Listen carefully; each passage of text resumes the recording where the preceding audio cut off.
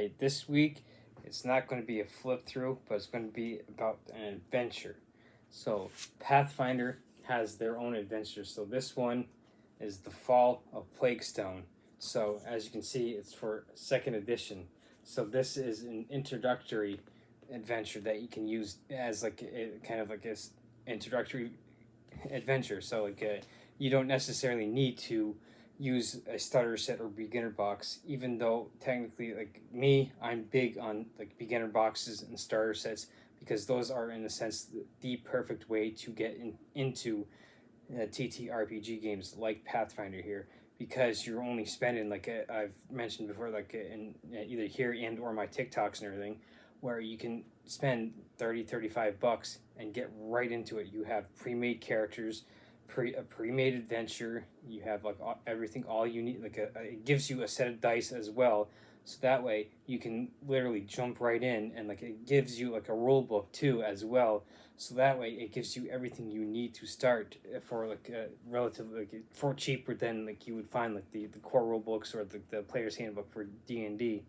Those core rule books usually go about for 50-60 bucks a pop and everything. So if for instance, with Pathfinder, you're looking at the core rulebook and the Game Master Guide, you're going to be down at least 100 bucks and everything. So then, of course, then you figure okay, well, I need to get the dice. Okay, so it's maybe 15 bucks for a set of dice. I have 4 players. There's another 60 bucks. So I'm looking at 200 bucks to get started and everything. So still give my players enough dice. Then of course I also have to print out the character sheets, and then of course I have to sit here, create a world, or kind of roll up NPCs and kind of get the story I want to get going up and everything. So it's not only you're looking at 200 bucks for the dice and the 2 core rule books to do as a game master in this instance of Pathfinder. You're also looking at a lot of hours of doing a lot of prep time, like I said, with the NPCs, the world building, the adventure hooks, and how you want to go the adventure and build the campaign and everything. So this is why I'm big on starter sets, because it literally gives you everything you need to do to be able to get started for 30 bucks and everything. So you're spending a lot less money.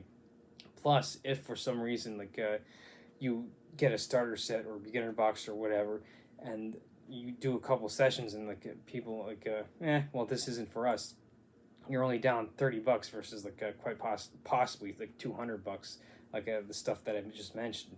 But if you're into you do the road of going to the beginner box, starter set, or whatever, and it's oh man, this is fantastic, and you do go on and get the other stuff and everything, this is where stuff like this comes in handy. So now while I am a fan of pre-made stuff like this, for the reason that it gives you a pre-made adventure, and it takes off a lot of the legwork that I mentioned and everything. So the reason why I'm such a fan is because for first time dungeon masters or game masters or whatever, these are great because it gives you everything you need as just the starter set or something gives you the ability to basically open it up and be okay, here we go, we got everything we need to start.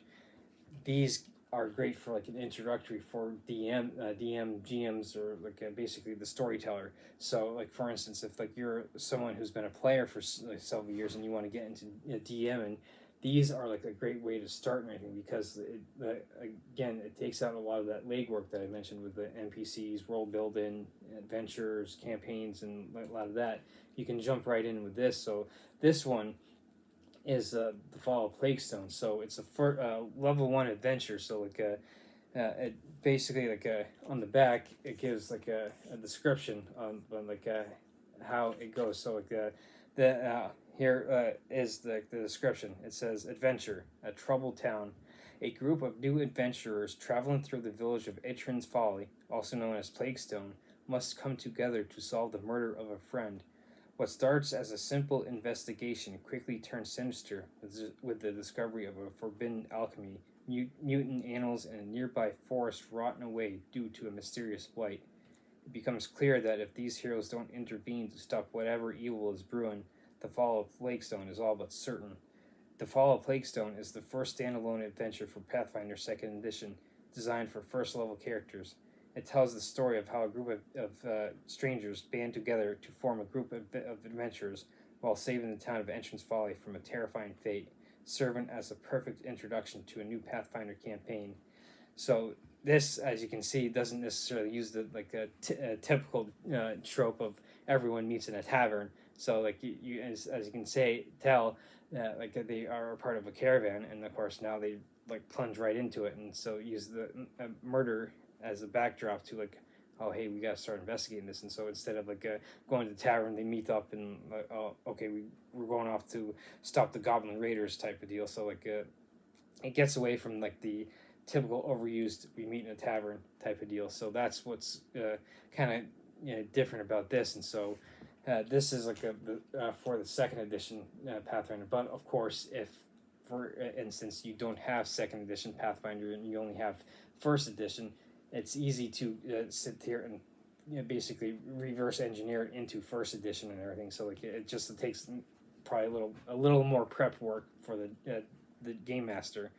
So now this one is definitely a little tougher type of an adventure for a beginning group. So you might want to as like if you're a game master, you might want to use this quite possibly as for veteran players. For instance, if like you have a group of veteran D&D players and you're like, well, we're sick and tired of all the BS that's been going on with Hasbro and Wizards of the Coast, we want to get into Pathfinder, then this would definitely be into it. So now that's not to deter like a first time group from getting into this and everything. So you just got to be prepared that this is going to be kind of like a tough first adventure and everything. So you kind of have to prepare your players, be like, hey, look, this is going to be kind of tough and everything. So kind of keep that in mind as you begin this and everything. So that's so in a sense even though being a tough and adventure, this could be like a good still in a sense a good springboard from D&D into Pathfinder and everything. So that's why something like a quick adventure like this would be a good introductory. So well, what's good is that as you can tell, in the back they give you a map of the town, plus they give you kind of location maps. And so and this it actually describes the breakdown of the adventure. So I'm not actually going to go through this, so that way it kind of keeps it as spoiler free as possible. So what it does is it goes through the whole adventure. And so as you flip through this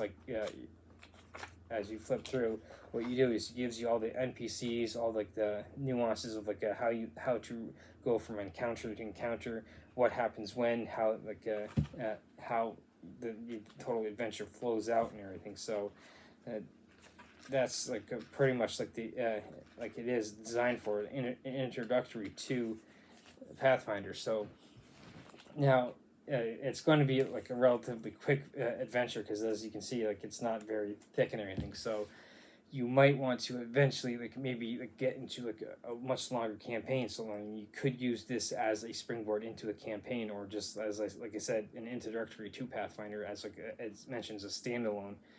So this is now, of course, not the only way to go and everything as an introductory into Pathfinder. Like I mentioned, from coming from D&D into Pathfinder, or if you're brand new to TTRPGs, using this as your springboard into the whole role-playing game phenom and everything. So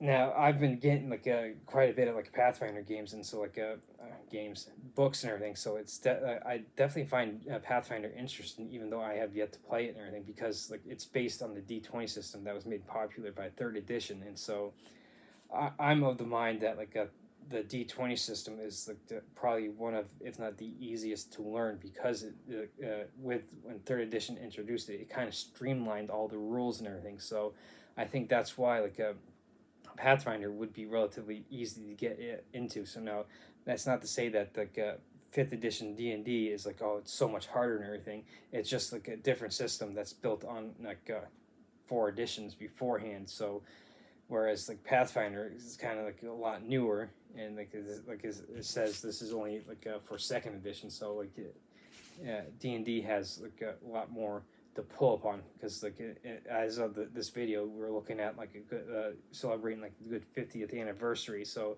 I did release like like a month or two ago, as of this recording, like the Eve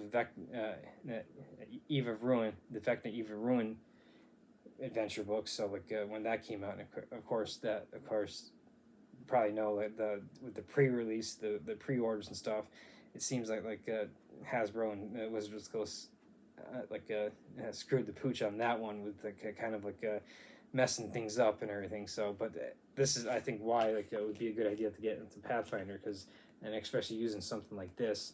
So this is like even though it's tough, it's relatively short, and it would definitely be a good springboard into Pathfinder. So like if like either way, like if you're brand new or you're a veteran player of the whole TTRPG realm, it would definitely be a good springboard into Pathfinder. Now, it might this one might be along the more expensive road, with getting like the core rule books and the game master book and dice and stuff like that. But like if you're interested, like you could jump into a local group, then get this and kind of branch off on your own. So this is just a quick adventure book that you could get into, like I said, as an introductory to the Pathfinder world, and like in the whole like campaign setting that they have for Pathfinder. So this is like I said, a quick but tough adventure that you can get into